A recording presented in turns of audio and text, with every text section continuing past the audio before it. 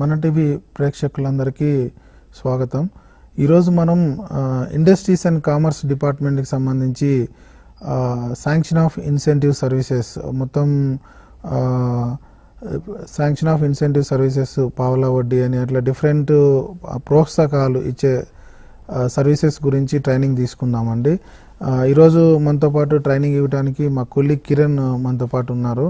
తను ముందు మీకు ప్రాసెస్ ఫ్లో కియోస్క్ పార్ట్లో కియోస్క్ సెంటర్లో ఏ విధంగా అప్లికేషన్ తీసుకుంటారు, అట్లనే డిపార్ట్మెంట్ సైడు అప్లికేషన్ ఏ విధంగా ప్రాసెస్ చేస్తారు అనే విషయాలని కిరణ్ ఎక్స్ప్లెయిన్ చేస్తాడు. నమస్తే అండి.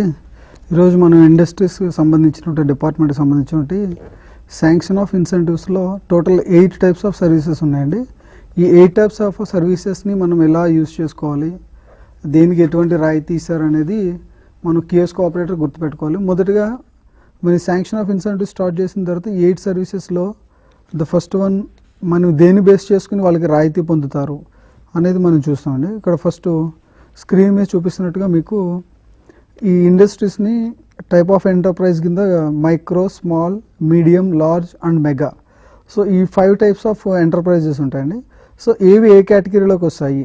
మ్యానుఫ్యాక్చరింగ్ సెక్టార్లో అయితే మైక్రో బిలో 25 lakhs ఉండాలి, అదే స్మాల్ అయితే 25 lakhs to 5 crores ఉండాలి, మీడియం అయితే 5 crores to 10 crores ఉండాలి, అదే లార్జ్ అయితే 10 crores to 250 crores, మెగా అయితే అబౌవ్ 250 crores.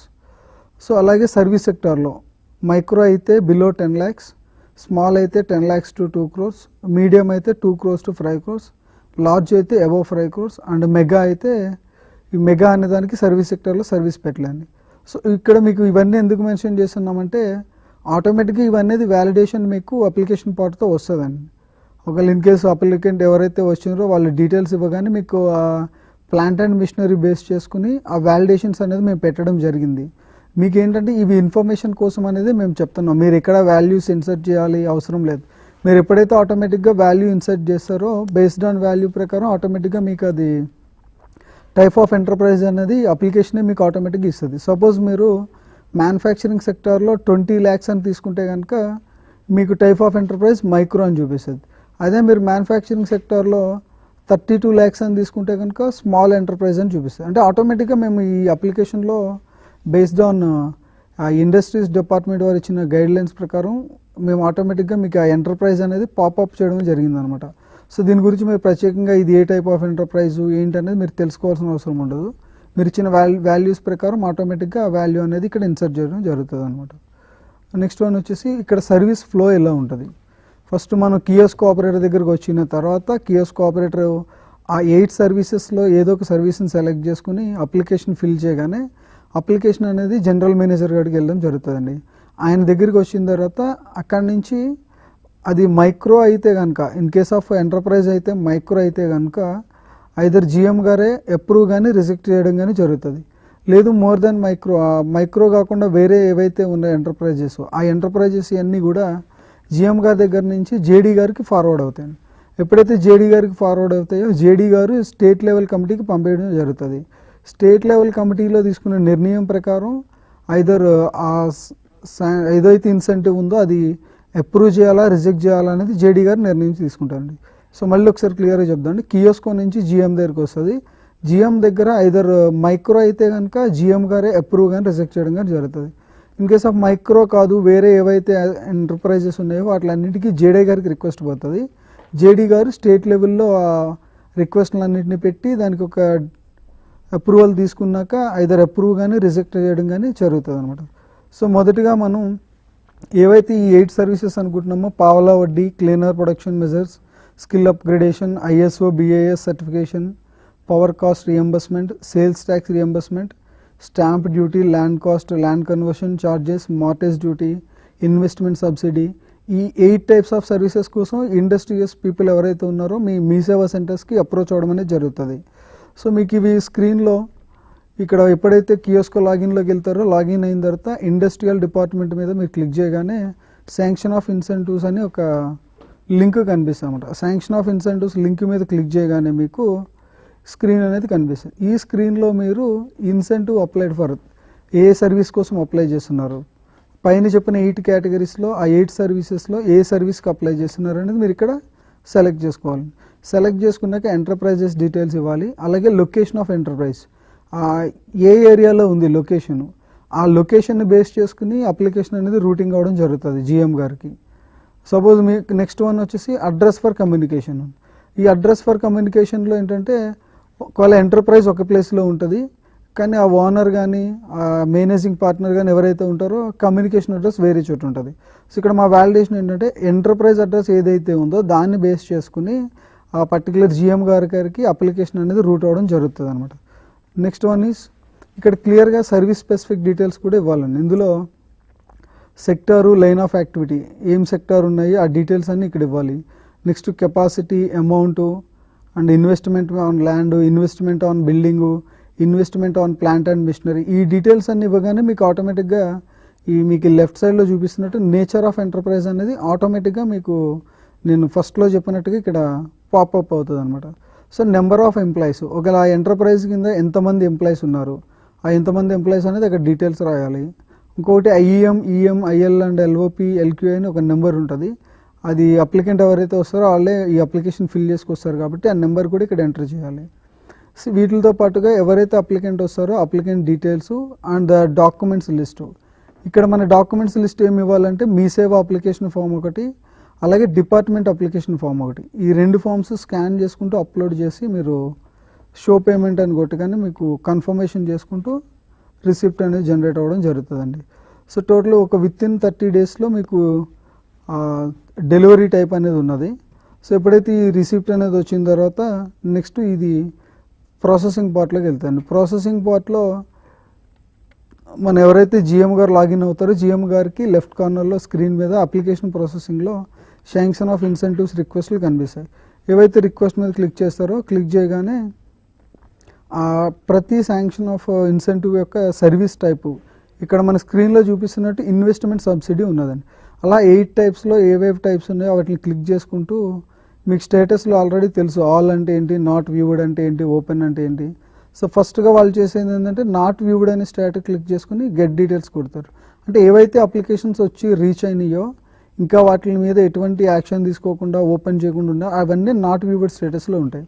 అవి క్లిక్ చేయగానే మీకు స్క్రీన్లో బాటంలో కనిపించినట్టుగా కింద కనిపిస్తాయండి.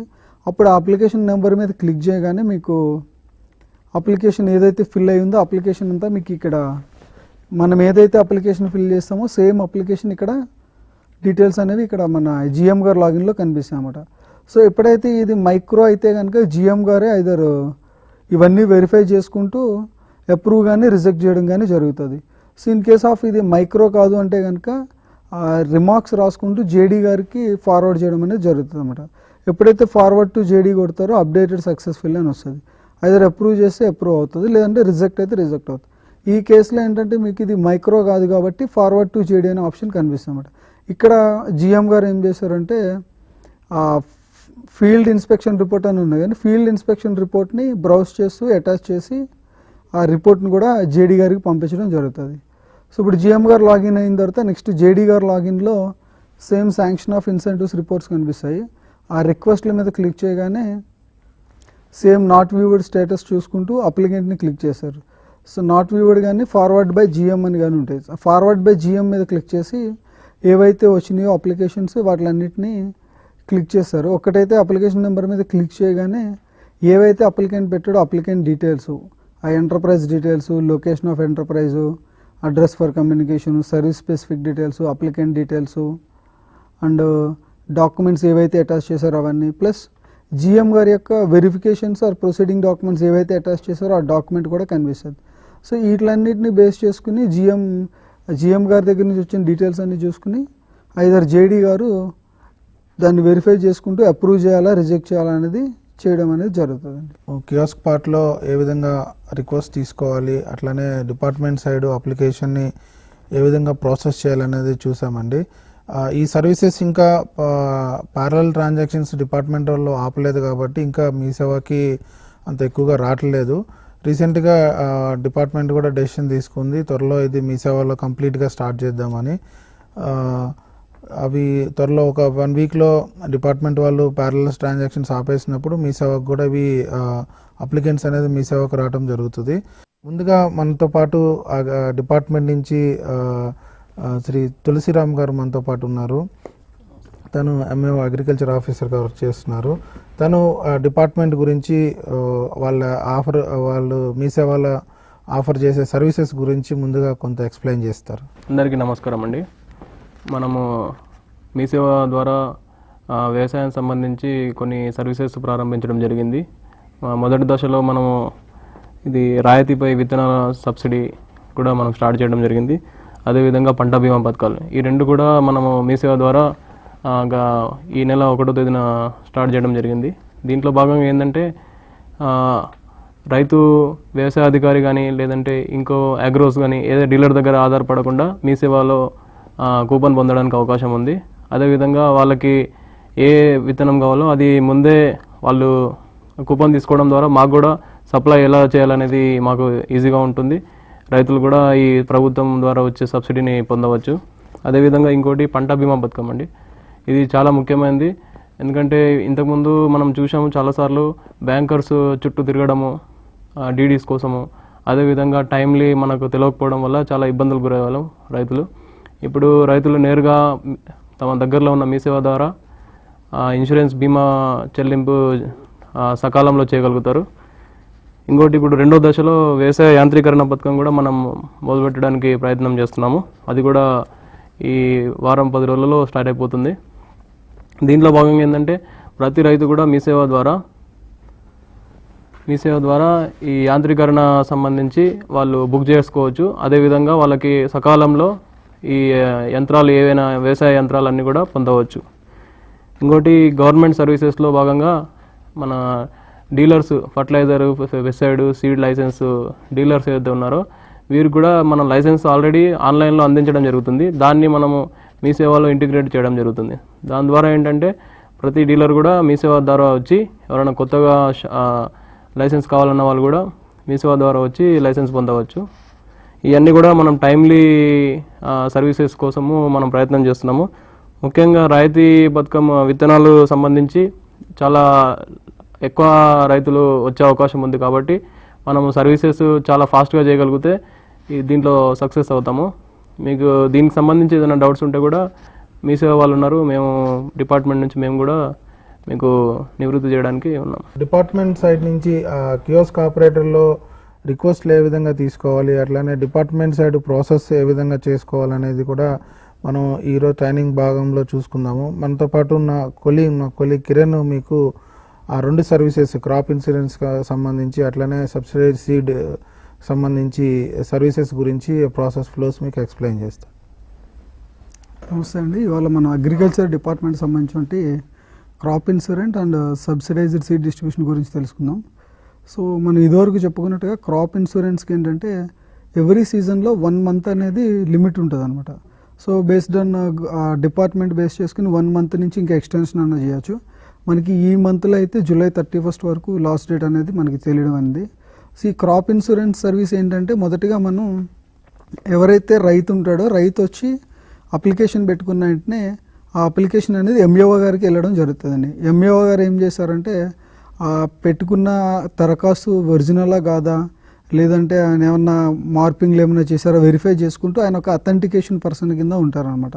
సో ఏవైతే ఆయన వెరిఫై చేసి ఇన్ కేస్ ఆఫ్ రిజెక్ట్ చేస్తే కనుక ఆ రిజెక్ట్ చేసిన రైతు ఎవరైతే ఉన్నారో ఆయన పర్టికులర్ ఎంఏఓ గారిని కలుసుకొని ఆ దరఖాస్తు ఎందుకు తిరస్కరించడం అనేది కూడా ఆయన పూర్తి వివరణ అనేది ఇవ్వడం జరుగుతుందండి. సో అలా కాకుండా ఇప్పుడు ఏదైతే అప్రూవ్ చేస్తారో ఆ అప్రూవ్ చేసినవన్నీ కూడా ఏఐసి వారికి పంపించడం అనేది జరుగుతుందండి. ఆ ఏఐసి వారు ఏం చేస్తారంటే వచ్చిన ప్రతి ఆ ఇన్సూరెన్స్ పాలసీని చెక్ చేసుకుంటూ ఆ రియల్గా అవి ఉన్నాయా లేదని వాళ్ళు కూడా ఒక అథెంటికేషన్ పెట్టుకుంటూ వెరిఫై చేసుకుంటూ అది ఓకే అనుకుంటే కనుక వాళ్ళు పాలసీ అనేది జనరేట్ చేయడం. అప్పటి వరకు మీ సేవా సెంటర్లో ఏదైతే రైతు ప్రీమియం అమౌంట్ చెల్లిస్తారో ఏవైతే ఉన్నాయో అవన్నీ ఏంటంటే ఒక గవర్నమెంట్ సైడ్ నుంచి ఈ డిపార్ట్మెంట్ సైడ్ నుంచి ఏఐసికి మనం రైతుని ఎంకరేజ్ చేస్తూ పాలసీ కట్టించడం అనేది చేయడం జరుగుతుంది అన్నమాట.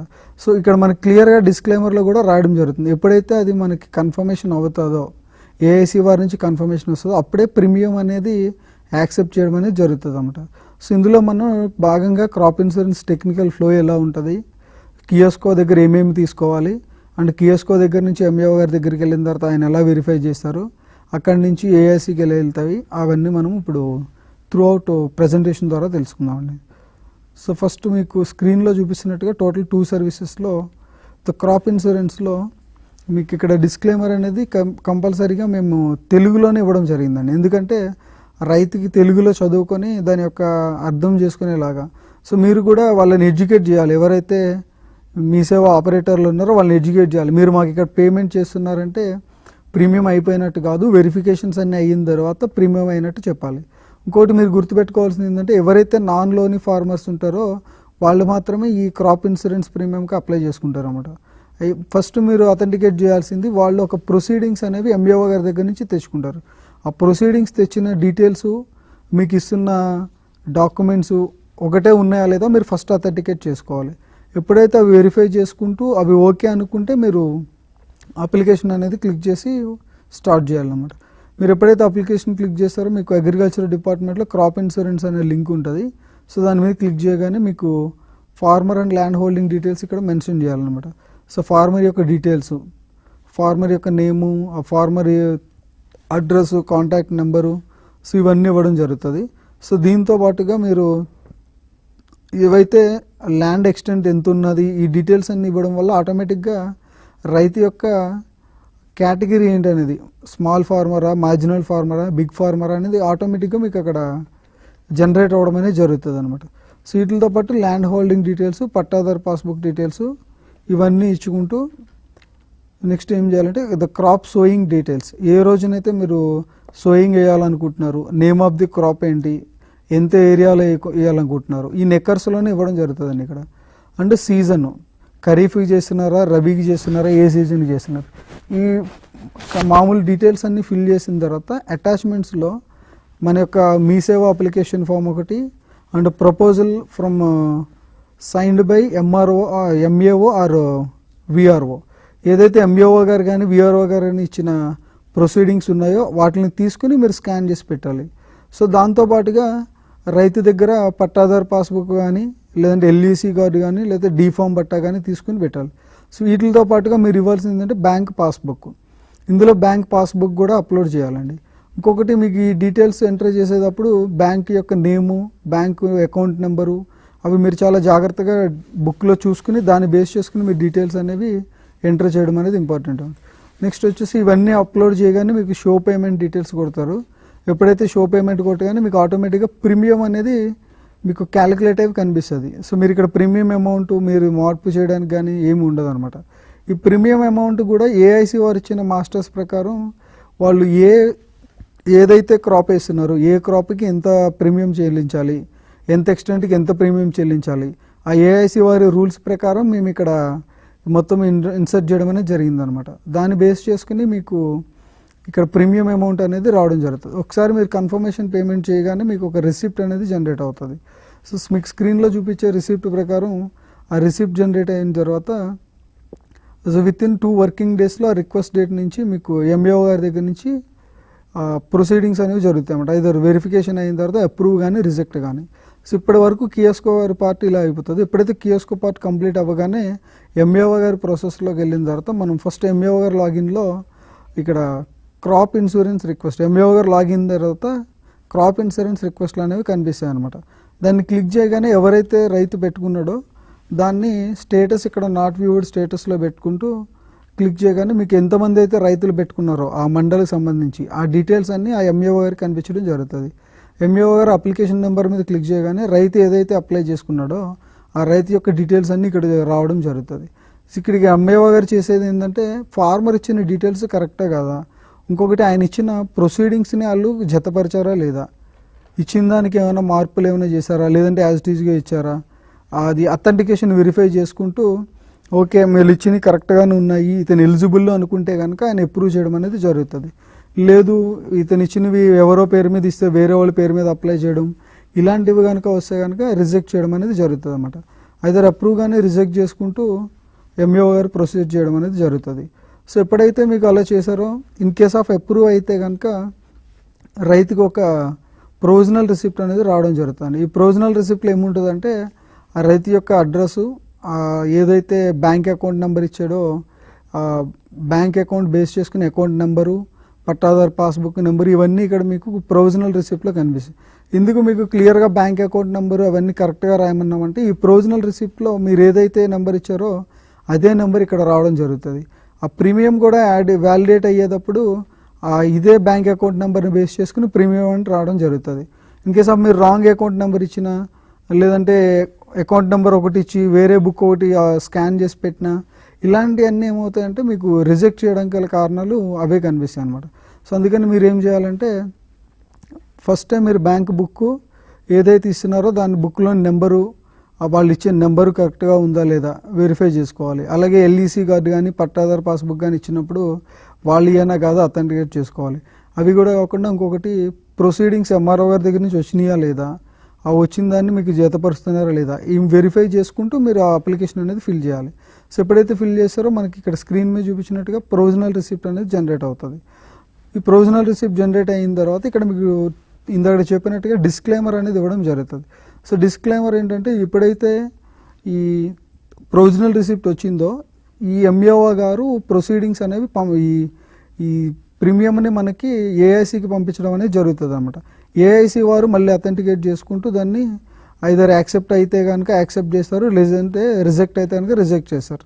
సో జస్ట్ ఇక్కడ ఎంఏఓ గారి భాగస్వామ్యం ఏంటంటే జస్ట్ ఆ రైతు నుంచి వచ్చిన దాన్ని వెదర్ రెడీగా ఉన్నదా లేదా వెరిఫికేషన్ కరెక్టా కాదా అనేది చూడడం అనేది జరుగుతుంది అనమాట. నెక్స్ట్ ఒకవేళ in case of endowment fail అవుతే కనుక రిజెక్ట్ చేస్తే కనుక ఎండోస్మెంట్ అనేది ఇవ్వడం జరుగుతుందండి. సో ఇక్కడ వరకు మనం క్రాప్ ఇన్సూరెన్స్ గురించి తెలుసుకున్నామండి. నెక్స్ట్ సబ్సిడైజ్డ్ సీడ్ డిస్ట్రిబ్యూషన్ గురించి తెలుసుకుందాం. సో మీకు సబ్సిడైజ్డ్ సీడ్ డిస్ట్రిబ్యూషన్ అంటే సో టోటల్గా ఇక్కడ మీకు సబ్సిడైజ్ సీడ్ డిస్ట్రిబ్యూషన్లో ప్రాసెసింగ్ పార్ట్ ఎలా ఉంటుంది, నెక్స్ట్ ఒకవేళ ఇది సీడ్ అలాట్మెంట్ ఎలా చేస్తారు, రిసీవింగ్ అప్లికేషన్స్ ఎలా తీసుకోవాలి ఇవన్నీ క్లియర్గా తెలుసుకోండి. ఫస్ట్ సబ్సిడీ సీడ్ డిస్ట్రిబ్యూషన్లో ఎవరైతే కమిషనర్ గారు ఉన్నారో కమిషనర్ గారి దగ్గర నుంచి సబ్సిడీ అలాట్మెంట్ అనేది జరుగుతుందండి. సీడ్ అలాట్మెంట్ చేయడం అనేది జరుగుతుంది. సో ఒకసారి కమిషనర్ గారు ప్రతి డిస్ట్రిక్ట్కి ఎంత సీడ్ అలాట్ చేయాలి, ఏ బేసిస్లో అలాట్ చేయాలి అనేది ప్రతి డిస్ట్రిక్ట్కి కమిషనర్ గారు అలాట్ చేయడం జరుగుతుంది. ఎప్పుడైతే కమిషనర్ గారి నుంచి ఆ డిస్ట్రిక్ట్ వస్తుందో ఆ డిస్ట్రిక్ట్లో ఉన్న జేడీ గారు ఆ మండల్స్ ఏవైతే ఉన్నాయో ఆ మండల్స్ అన్నింటికి మీకు ఏవైతే మండల్స్ ఉన్నాయో మండల్స్ అన్నింటికి ఆ వచ్చిన సీడ్ ప్రకారం అలాట్మెంట్ అని చేయడం అనేది జరుగుతుంది. ఆ వచ్చిన సీడ్ నుంచి ఎంఏఓ గారికి రావడం జరుగుతుంది. ఎంఏఓ గారు ఆ మండల్ లెవెల్లో ఏవైతే విలేజెస్ ఉన్నాయో ఆ విలేజెస్కి సీడ్ అలొకేట్ చేయడం అనేది జరుగుతుంది. So first subsidy seed allotment first process ఏంటంటే సీడ్ అనేది అలాట్ చేయడం జరుగుతుంది. గవర్నమెంట్ తరపు నుంచి ఆ డిపార్ట్మెంట్ తరపు నుంచి కమిషనర్ గారేమో ఎవ్రీ డిస్ట్రిక్ట్కి ఏ టైప్ ఆఫ్ క్రాప్ తీసుకుని ఎంతెంత అలొకేట్ చేయాలనేది కమిషనర్ గారు చేయడం జరుగుతుంది. తర్వాత జేడీ గారేమో డిస్ట్రిక్ట్ లెవెల్లో ఎన్నైతే మండల్స్ ఉన్నాయో అన్ని మండల్స్లో ఏ మండల్కి ఎంతెంత క్రాప్ అలొకేట్ చేయాలి. సో తర్వాత దాని నుంచి వాళ్ళకు వచ్చిన ఏదైతే ఎంఏఓ గారికి వచ్చిందో ఆ మండల్కి ఎంత ఇవ్వడం జరిగింది, జేడీ గారు ఇచ్చింది ఎంత అయితే ఇచ్చారో దాన్ని బేస్ చేసుకుని ఆ విలేజెస్లో ఏ విలేజ్కి ఏ క్రాప్ టైప్ ఇవ్వాలి, సబ్ టైప్ ఏమేమి ఇవ్వాలనేది అలాట్మెంట్ చేయడం జరుగుతుంది. ఒక్కసారి ఈ అలాట్మెంట్ ప్రాసెస్ అయిపోయిన తర్వాత ఈ కియోస్క్ ఆపరేటర్ దగ్గరికి ఎవరైతే సిటిజన్స్ వస్తారో సిటిజన్ వచ్చి అప్లికేషన్ పెట్టుకుంటాడు అన్నమాట. అప్లికేషన్ పెట్టుకున్న దాన్ని బేస్ చేసుకునే మీకు ఇక్కడ ఏదైతే అలాట్మెంట్ అయిందో దాన్ని బేస్ చేసుకుని మీకు అక్కడ డీటెయిల్స్ అనేవి కనిపించడం జరుగుతుంది. ఇంకొకటి ఇక్కడ కొన్ని రిస్ట్రిక్షన్స్ పెట్టారండి. ఒక అప్లికెంట్ వచ్చి 5 acres మాత్రమే తీసుకోవాలని, ఆ 5 acres దాటితే కనుక మీకు ఏదైతే 5 hours ఉంటుందో 5 acres కన్నా ఎక్కువ పెట్టినా మీకు మేము అప్లికేషన్ ప్రాసెసింగ్లో అది కంప్లీట్ చేయనివ్వదు అనమాట. సో అలాగే crop type every person 2.5 acres కన్నా ఎక్కువ పెట్టుకోకూడదు, కావాలంటే వేరే క్రాప్ పెట్టుకోవచ్చు. ఇలాంటి వ్యాలిడేషన్స్ అన్నీ మేము అప్లికేషన్లో పొందపరచడం జరిగింది. సో మీరు ఆటోమేటిక్గా చేయాల్సింది మీరు ఏవైతే డీటెయిల్స్ ఇస్తారో డీటెయిల్స్ బేస్ చేసుకుని మీకు అక్కడ ఎంత క్వాంటిటీ సీడ్ రావాలి, ఎంతెంత బ్యాగేజ్ ఉందో దాని ప్రకారం మీకు ఆటోమేటిక్గా రావడం అనేది జరుగుతుంది అనమాట. సో ఇందులో కూడా సబ్సిడీ సీడ్ డిస్ట్రిబ్యూషన్లో మేము పెట్టింది ఏంటంటే మీకు ఎప్పుడైతే అథెంటికేషన్ వచ్చిన తర్వాత మీరు అప్లై చేసుకున్న తర్వాత మళ్ళీ ఎంఏఓ గారికి ప్రాసెసింగ్ వెళ్తుంది. ఎంఏఓ గారు వెరిఫై చేసిన తర్వాత కూపన్ అనేది జనరేట్ అవుతుంది. కూపన్ జనరేట్ అయిన తర్వాత ఆ కూపన్ని తీసుకుని ఏదైతే ఏజెన్సీ దగ్గరికి వెళ్తారో ఆ ఏజెన్సీ దగ్గర సేల్ పాయింట్ దగ్గరికి వెళ్ళి ఆ రైతు అనేది విత్తనం తీసుకోవడం అనేది జరుగుతుంది అనమాట అండి. సో ఫస్ట్ మనం ప్రాసెసింగ్ ఫ్లో ఎలా ఉంటుంది అనేది చూసుకుందాం. So first seed allotment process. Seed allotment ప్రాసెస్లో ఫస్ట్ కమిషనర్ గారు డిస్ట్రిక్ట్ లెవెల్లో చేశారు. జేడీ గారు మండల్ లెవెల్లో, ఎంఏఓ గారు విలేజ్ లెవెల్కి అలాట్మెంట్ అనేది చేయడం జరుగుతుంది అనమాట. నెక్స్ట్ ఈ సీజన్స్ అనేవి మీరు గుర్తుపెట్టుకోవాలి. స్కీము, క్రాప్ నేమ్ ఏంటి, ద నెంబర్ ఆఫ్ క్రాప్స్ ఉంటాయి, ఏజెన్సీ నేమ్స్ ఏమేమి ఉన్నాయి, అంటే క్లాస్ ఆఫ్ సీడు, ఇవన్నీ కూడా మీరు కియోస్క్ ఆపరేటర్కి తరోగా గుర్తుపెట్టుకోవాల్సిన విషయాలు అన్నమాట. నెక్స్ట్ ఎప్పుడైతే కమిషనర్గా లాగిన్లోకి ఎంటర్ అవుతారో ఇక్కడ స్క్రీన్ మీద crop type, crop sub type ఇచ్చుకుంటూ, క్రాప్ వెరైటీ ఇచ్చుకుంటూ డీటెయిల్స్ అనేవి ఎంటర్ చేస్తారు. సో ఇలా ఒకసారి వన్ టైమ్ అలాట్మెంట్ కింద డిస్ట్రిక్ట్లో జరుగుతుందండి. నెక్స్ట్ జేడీ గారు ఏం చేస్తారంటే సేమ్ అక్కడి నుంచి ఏదైతే వచ్చిందో దాన్ని బేస్ చేసుకుని ఎవ్రీ మండల్కి ఆయన అలొకేట్ చేయడం అని జరుగుతుంది. సో నెక్స్ట్ ఏదైతే జేడీ గారు అయిపోయిన తర్వాత నెక్స్ట్ ఎంఏఓ గారు ఆ ఎవ్రీ విలేజ్ ఏదైతే ఆయన మండల్కి వచ్చిందో, సపోజ్ ఆ మండల్కి 400 క్వింటాల్స్ వస్తే కనుక 400 క్వింటాల్స్లో ఏ విలేజ్కి ఎంత ఇవ్వాలనేది ఎంఏఓ గారు డిస్ట్రిబ్యూట్ చేయడం అనేది జరుగుతుంది అనమాట. సో ఇలా అలాట్మెంట్ అంతా ప్రాసెస్ అయిపోయిన తర్వాత కియోస్క్ ఆపరేటర్ దగ్గరికి వచ్చాక కియోస్కో లాగిన్లో మీరు ఎప్పుడైతే లాగిన్ అవుతారో సబ్సిడైజ్ సీడ్ డిస్ట్రిబ్యూషన్ అని క్లిక్ చేయగానే మీకు ఒక అప్లికేషన్ అనేది రావడం జరుగుతుంది. ఇందులో మీరు తీసుకోవాల్సిన ఫార్మర్ డీటెయిల్స్ తీసుకోవచ్చు. అలాగే ఆధార్ నెంబర్ బేస్ చేసుకుని మీరు ఆధార్ నెంబర్ కొట్టి ఫ్రీ ఫిల్ కొట్టగానే ఆటోమేటిక్గా ఆధార్ నెంబర్ బేస్ చేసుకుని మీకు డీటెయిల్స్ అనేవి రావడం జరుగుతుంది. ఇక్కడ మీరు ప్రూఫ్ డాక్యుమెంట్స్ అనేవి ఐదర్ పట్టాదార్ పాస్బుక్ కానీ, ఎల్ఈసి కానీ, లేదంటే డీ ఫామ్ పట్టా కానీ తీసుకోవడానికి జరుగుతుందంట. ఈ ఫామ్స్ ఇవన్నీ ఫిల్ చేసిన తర్వాత మీకు క్రాప్ డీటెయిల్స్ అనేవి crop type, crop variety select చేసుకుంటారు. ఎప్పుడైతే రెండు సెలెక్ట్ చేసుకుంటారో మీకు ఆటోమేటిక్గా అలాట్మెంట్ సీటు, ఎంత సీట్ అనేది అలాట్మెంట్ అయింది ఆ విలేజ్కి అక్కడ మీకు కనిపించడం జరుగుతుంది అనమాట. సో నెంబర్ ఆఫ్ ఎకర్స్ మీరు ఎన్ని ఎకర్స్ కావాలనుకుంటున్నారు అన్ని ఎకర్స్ అక్కడ క్లిక్ చేస్తే కనుక required seed and eligible seed ఈ డీటెయిల్స్ అనేవి మీకు కనిపిస్తాయి. సో అలా మీరు యాడ్ న్యూరో కొట్టుకుంటూ పోతే మీకు ఎన్నైనా యాడ్ చేసుకోవచ్చు. కాకపోతే ఇక్కడ రిస్ట్రిక్షన్ ప్రకారం ఒక పర్సన్కి ఒక 5 ఎకర్స్ మాత్రమే రిస్ట్రిక్షన్ పెట్టడం వల్ల 5 వరకు మాత్రమే తను అప్లై చేసుకోగలుగుతాడు అనమాట. Next address or informant and document details. Address for communication, రైతు యొక్క కమ్యూనికేషన్ డీటెయిల్స్ తీసుకోవాలి. ఇన్ఫార్మెంట్ ఎవరైతే వస్తే వాళ్ళ డీటెయిల్స్ అండ్ డాక్యుమెంట్స్ లిస్ట్ మీకు చెప్పినట్టుగా ప్రూఫ్ డాక్యుమెంటు, ఫోటో కూడా పెట్టండి. ఫోటోకి అయితే మ్యాండేటరీ పెట్టలేదు, ప్రూఫ్ డాక్యుమెంట్ ఏదో ఒకటి మీరు మ్యాండేటరీగా తీసుకోవాలి. ఎప్పుడైతే ఇవన్నీ తీసుకుని షో పేమెంట్ కొడతారో రిసిప్ట్ అనేది మీకు జనరేట్ అవుతుంది. ఒకసారి రిసిప్ట్ జనరేట్ అయిన తర్వాత ఈ రిసిప్ట్ని బేస్ చేసుకుని మేము ఎంఏఓ గారికి ప్రాసెసింగ్ అనేది స్టార్ట్ అవుతుంది అన్నమాట. ఎంఏఓ గారు లాగిన్లోకి వెళ్ళిన తర్వాత ఎంఏఓ గారు ఏవైతే రిక్వెస్ట్లు వచ్చినాయి ఆ మండలికి సంబంధించి ఏవైతే రిక్వెస్ట్లు వచ్చినాయి అన్నీ వెరిఫై చేసుకుంటూ ఓపెన్ చేయగానే ఆ అప్లికేషన్ యొక్క డీటెయిల్స్ చూసుకుని ఐదర్ ఈ పర్సన్ ఈజ్ ఎలిజిబుల్ అయితే కనుక అప్రూవ్ చేయడం కానీ రిజెక్ట్ చేయడం కానీ జరుగుతుంది. సో అప్రూవ్ చేస్తూ సైన్ చేస్తారు. అప్రూవ్ చేస్తూ సైన్ చేయడం వల్ల తనకి కూపన్ అనేది జనరేట్ అవుతుంది అనమాట. ఇక్కడ కూపన్లో ఏముంటుందంటే రైతుకి ఎంత సీడ్ ఎలకేట్ అయింది, ఏ ఏజెన్సీ కింద ఎలకేట్ అయింది, ఎక్కడ ఏ కౌంటర్లో తీసుకోవాలని క్లియర్ డీటెయిల్స్ అన్ని ఇక్కడ మెన్షన్ చేయడం జరుగుతుంది. అలాగే సీజన్ కూడా ఇక్కడ మెన్షన్ చేయడం జరుగుతుంది అన్నమాట. ఖరీఫ్ సీజన్లోనా లేదంటే రబీ సీజన్లోనా అనేది క్లియర్గా మెన్షన్ చేయడం జరుగుతుంది. సో ఈ కూపన్ని తీసుకుని రైతు ఏదైతే కేంద్రం ఉందో దాని దగ్గరికి వెళ్ళి సీడ్ అనేది తెచ్చుకోవడం జరుగుతుంది. ఇన్ కేస్ ఆఫ్ రిజెక్షన్ అయితే కనుక పర్టికులర్ ఎంఏఓ గారు ఎవరైతే ఉన్నారో అతన్ని మీరు సంప్రదిస్తే కనుక ఎందుకు రిజెక్షన్ అయినది ఇక్కడ మీకు డీటెయిల్స్ ఇవ్వడం అనేది జరుగుతుంది.